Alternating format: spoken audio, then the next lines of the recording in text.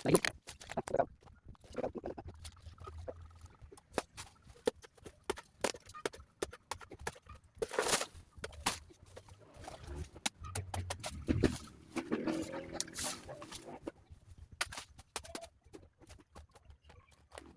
na siya kay hindi na to putol kay ingon nila mao kuno madaog tambok sa iyahang mga kauban kana mo kuno modag tambok mohatag prag supply nga rin sa iyahang mga saha.